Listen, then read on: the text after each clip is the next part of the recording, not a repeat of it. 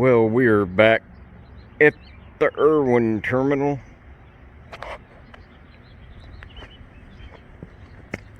Yeah, today I just brought my bucket, put a couple of waters in it.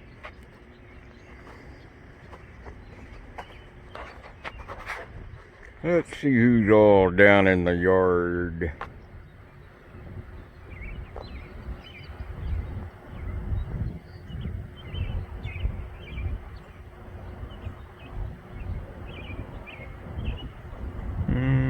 My screen's not that bright. Yeah, it looks like some grain hoppers. That's about all. Maybe a couple of rock cars.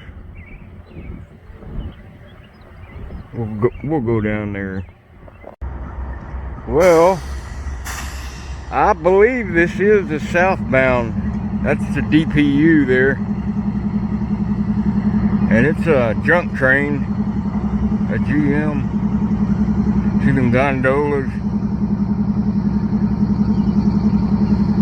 It may have come in last night a little ahead of schedule, so they're delaying it a little.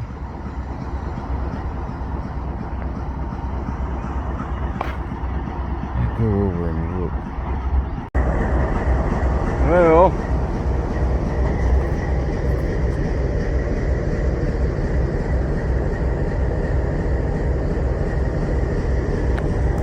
yeah, see here, see that piston, how it's sticking out that far? That means the brakes are set on. There ain't no crew or anything.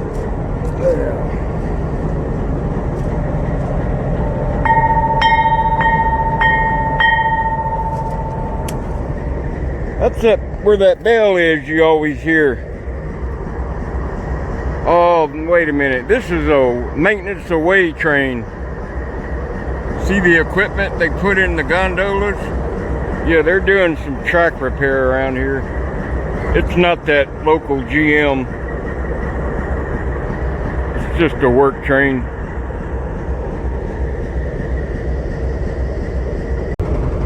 That gives you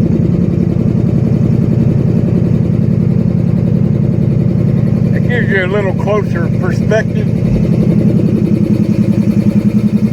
Hear that turbo going on?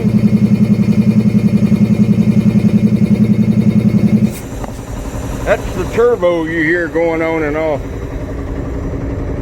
Diesel turbo.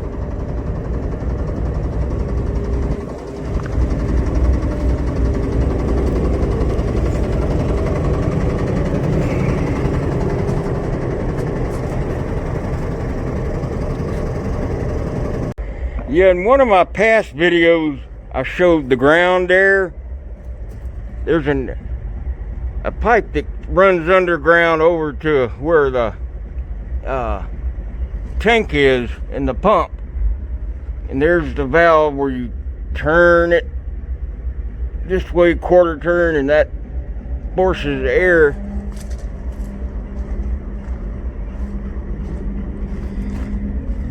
And they hook this end to the end hose on the cut of cars. That way they can pump air into the system and into the reservoirs. But I'm not going to do it. I remember one time in Toledo, Ohio, I was in a big yard there, that Stanley Yard, and yeah, that's the name of it, Stanley Yard in Toledo. And me and a guy were trying to find a car to ride. And we're walking in the dark, and we accidentally kicked that air valve open, and the end of the hose is... My God, I didn't know what the heck I had done. You talk about hair turning white, you're so scared. And kind of on the different rides. There's only a couple of type coal cars you can actually ride with comfort. And one of my first trains I ever rode was coal trains was out of Denver. It was UFIX. UFIX was the car code, and they were orange on one end and black on the other, and they had a porch like this. This one's actually bigger than a UFIX car. So from then on, I just call all these with a porch a UFIX car. But you just got to be careful your gear don't fall off the side. And some railroad workers in the yard, when they change the brake shoes, instead of leaving them on the ground to pick up later, they'll just toss them up on the train. That way they get hauled out somewhere else. And the Timken bearings.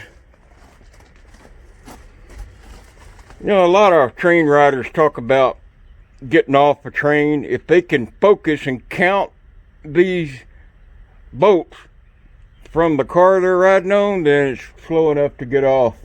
Me, if I'm going to judge speed, I'm just looking at the ground. I can judge, you know, the ground just as easy as some bolts. But inside, there's long bearings from this point to that point, and they're cylindrical. They run this way, just hundreds of them, and they all roll simultaneously. It's like pencils stacked side to side all the way around, and they're considered hermetic, which means you really don't have to oil them. It means they're enclosed. I wish I could find some of the old ones, the journeyman box where they pour oil. There's a little sleeve that comes out about this high up, and there's oil that it always on one side, so when it's turning, it's always dipping itself in that oil. But you don't see them anymore. You see them at railroad museums where they got a lot of old cars.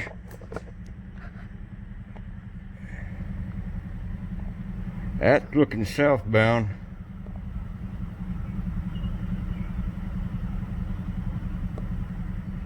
Doesn't look like anything else is really in the yard.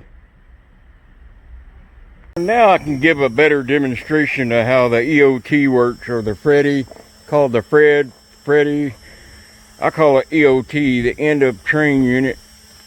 See a little antenna on top? That constantly relays a signal to the lead locomotive so the engineer knows what the pressure is on the brakes. And there's a test button right here. You push it in, and it gives a reading of 62 pounds. So that's what the engineer reads up front. Now, if there's ever an emergency like a derail or a hose that busts or is leaking too bad, the pressure in here will drop from 90. It has to be at around 90 for full brake release. And if there's a drop in that too sudden, it sends an emergency signal out of the antenna to the lead locomotive, and the engineer knows to stop the train, put it in emergency, and investigate. Walk the train and find out if it's a hose or a derail or a faulty valve or whatnot. I didn't see that train there until just now. That may be a pickup later. Let me go look. All right, I do believe this is a southbound pickup. Probably on the next southbound will come in. You can see the angle cock turn closed. If it was that way, then air could flow to the hose, but he's got it where it stopped. That way, from this point that way, he can build pressure in the line and release the brakes. So that always means he'll go that way, because where the angle cock turn is usually the end on the opposite side of the direction it's going. Now, they can do that to shove a car back too. So I'm not 100% sure if it's a southbound cut, but chances are it is. Probably the next one, and he's loaded too. Yeah, something light, because they are expanded a little bit, but he's still loaded probably with a light load. Yeah, there's them UFIX. Well, that's what I call them. Kind of branded them my own name. And the UFIX cars are orange on the end instead of yellow, and they do say UFIX. But you see them around Denver, Cheyenne, kind of in that area. Big Bear coal mine. I think Big Bear is the largest open coal mine on either in the U.S. or the planet. Now, there's several coal mines they service, but the UFIX cars, they service like around Guernsey, Wyoming, Wendover area. There's a split there at Wendover. I actually have the split in one of my older videos of me taking it. The big diamond there. But never get on a coal train through that area. I found out the hard way. Ended up in Guernsey. I mean, that is in the middle of absolute, I mean, you're just as stranded as Neil and Buzz were on the moon if something were to happen. But make sure you got water. There's another ground there. And those long black strips, they absorb oil. When you see them, that's usually where they park the engines. They'll park the locomotives there, and any oil that drips off, it soaks up. And they periodically come along and tear it out and replace them with dry ones, more absorbent. There's the old fuel dock. Yeah, I don't know when they quit using that, but it's been a long time. They already tore up the tracks. Yeah, that maintenance away train, it's a small job, whatever they're doing. Unless they split the rest of the train somewhere else with the other equipment. Yeah, here's one of them been set out, taken off the tracks. Maintenance away. You got little trucks that ride just like a train.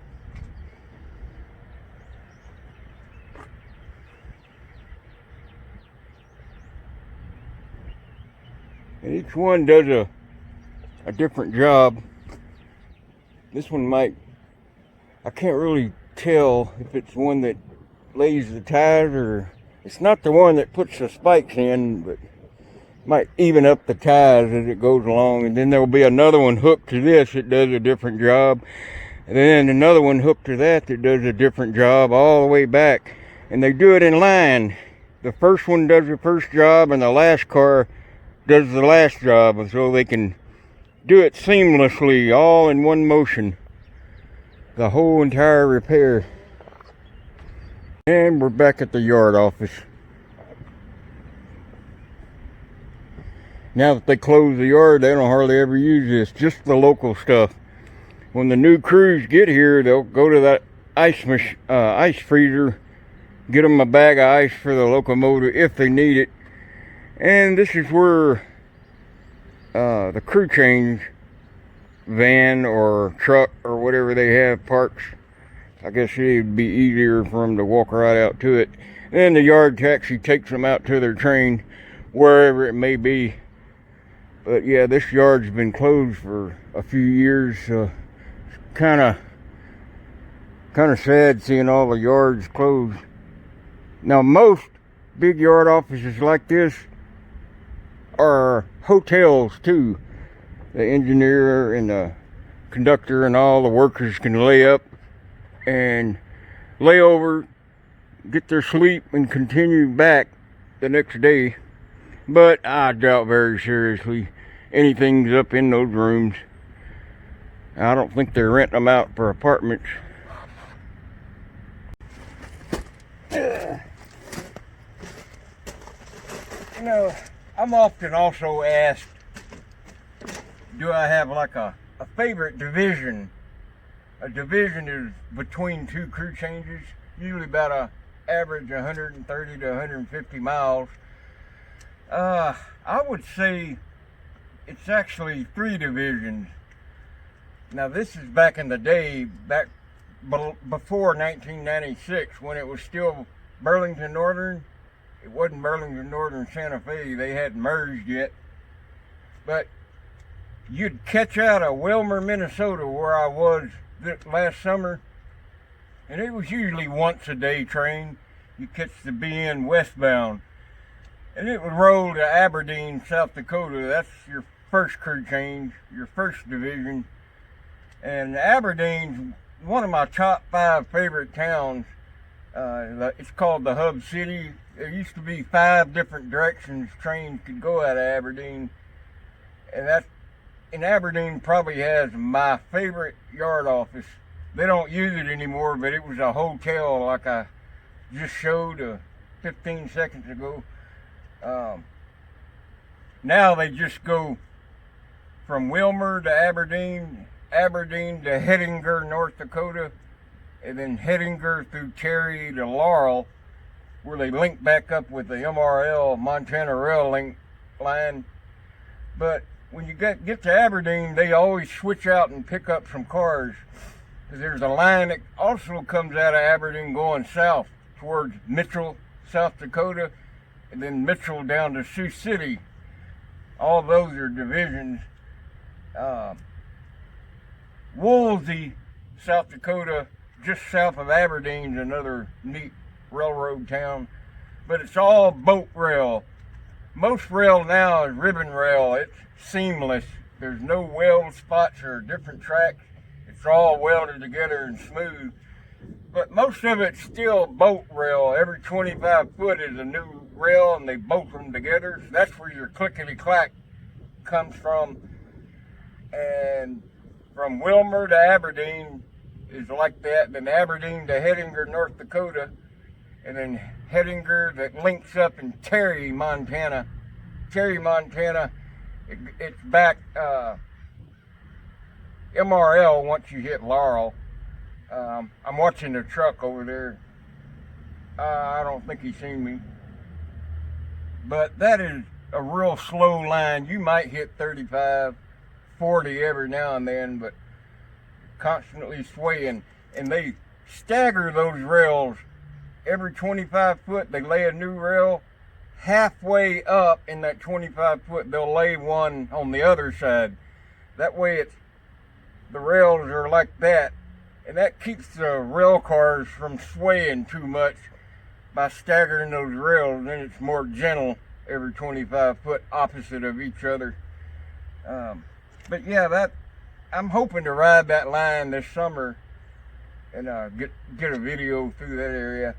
That's probably one of my top 3 or 4 favorite places. I think I'm gonna go get a cup of coffee.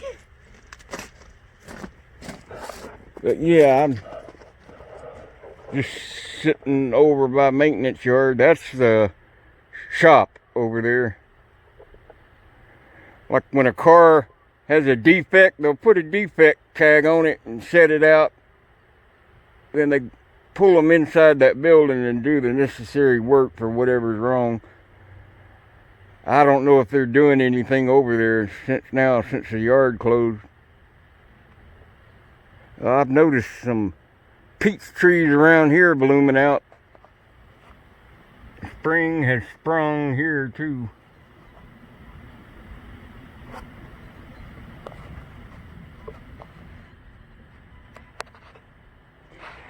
There's the other first overpass coming into Irwin. That's northbound towards Kingsport. And it goes through Johnson City. That video I made on that overpass, that's where it crosses in Johnson City on its way to Kingsport. Then they'll crew change there usually. Well, you don't see too many of these often.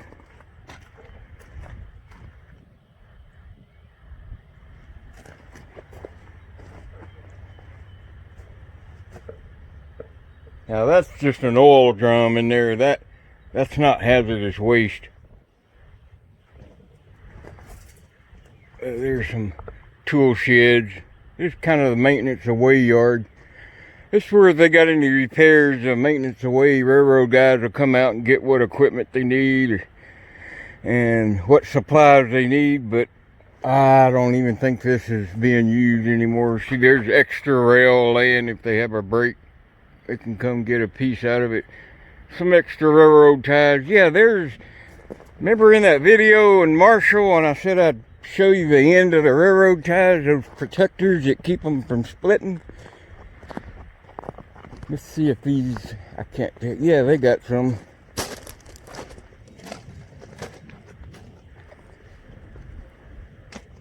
See there?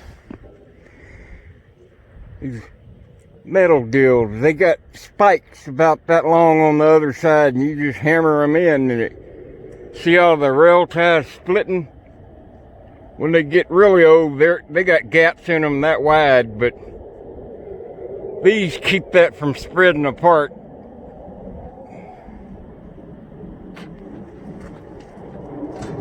Yeah, it's brand new rail here. I know it doesn't look like it, but there's no wear on it. See how it's even on both sides? That's like that Illinois Central sticker I got. That's why it's shaped I on one side and C on the other.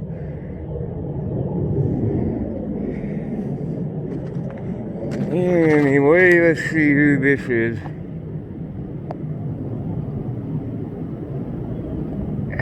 Maybe just park there. I better go get some coffee. Here we have a setup. I don't know if he's ready to go or came back. But when they get a job out on the rail somewhere, they got to take all the equipment with them. All the tools and machinery or whatever, oil or whatever they need for the job. And the work crew will hop in and they head out. I see some ladders on top too, so that may be even for signal maintenance. And they just load up whatever rail and equipment they need in the trailer. We're still in the maintenance away yard. Everything's usually just laid out, classified. The old switch handle there. You got signal pole, bracers and spacers, telephone poles over there, rail pieces, rail mats. And it's just laid out so it's easy to get to and you got space to grab what you need. Here you got some rail clamps.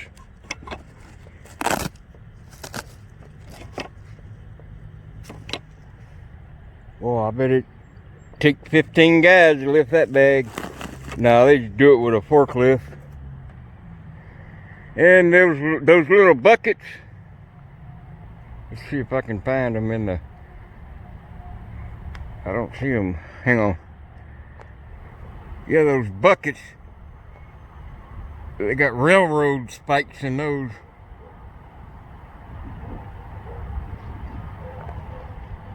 There's a big pile of spikes.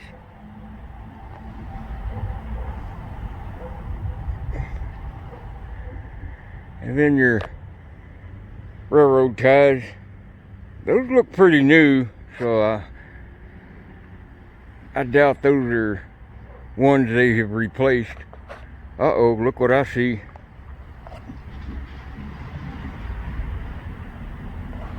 Coffee. And here we got the boat rail plates.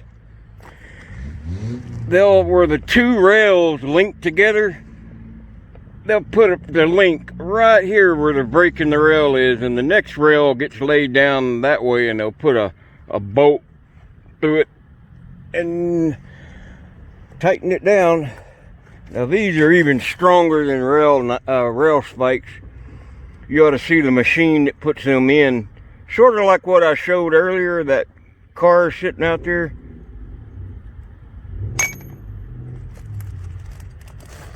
More clamps. You can see where they welded through.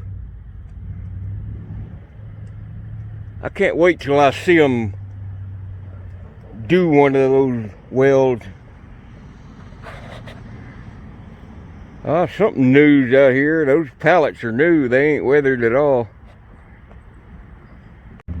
Oh man, look at that pile. Boy, imagine being buried in that.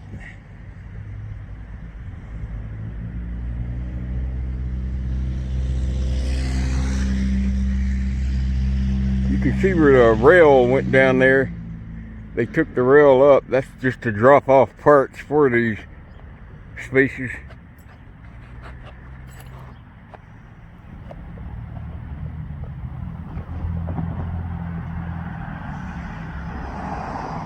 Well, I know I've said I'm going for coffee 93 times already, so I guess I better. Golly, I still hadn't had coffee. I'm going to show you an older type. You don't see these often. They switch like this. But you can see it glowing green. So that gives the crew notification that that rail is open down that track. And it'll turn yellow or red too.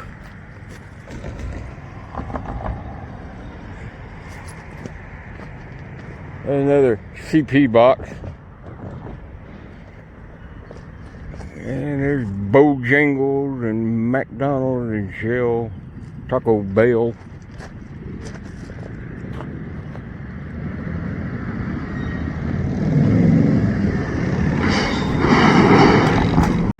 And there's a better angle on that car shop down there. See those doors? There's a rail track that rolls into each one of them doors into that building.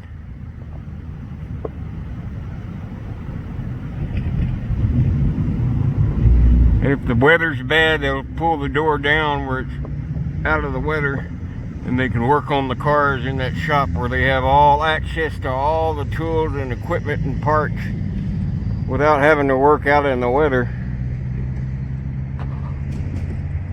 And we're under Pat Brown Memorial Bridge. There's a turnaround track over on that side, the west side. There's some, they may be some sort of peach. Those blooming trees.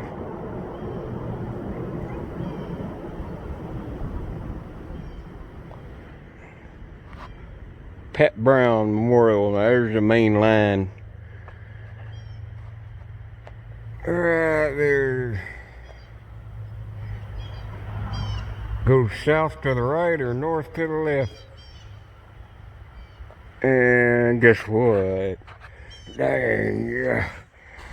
Here's $1 for any size. So that'll work. I finally got it.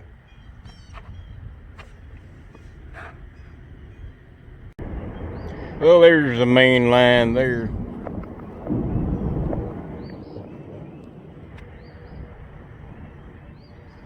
Flowers are pretty. I always thought that. Some daffodils. They look kind of sun bleached. They're not yellow as usually. And when I was a kid growing up in Arkansas, my God, the whole yard was covered with these. And the bluebonnets ought to be coming out pretty soon too. Not here, but over in Texas. Well, there's the Pat Brown Bridge again on the south, well, east end of it. Kind of over in a residential area a bit, but that's towards the yard. Yeah, check out the hat Smokey Joe got me. Just like my other, I've always wear, but it's black. I've never had a black one before, but I really like it. Yeah, this is town of Irwin. There's the main line right there. Sitting here waiting on a train.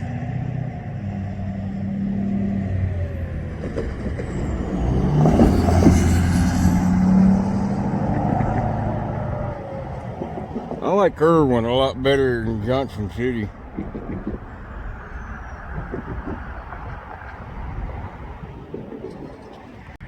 Well, got a little closer to the car shop. I'm zooming in to see if that's a guy sitting down. It looks like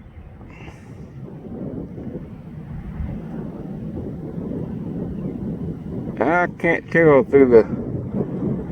No, that's... It looked like a guy in a safety vest squatting down. But anyway, yeah, those... The doors to the car shop.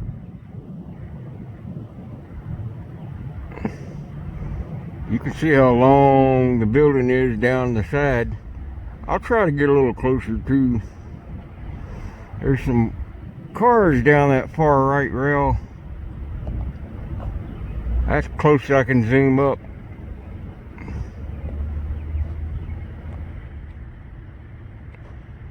But look at all the maintenance away. Just call it the MOW, the maintenance away equipment. See, all that hooks together like one big long train. Each one of them cars does a different job. They're just sitting here not being used right now. And they're colored like that so train crews on passing trains are going to identify them easier.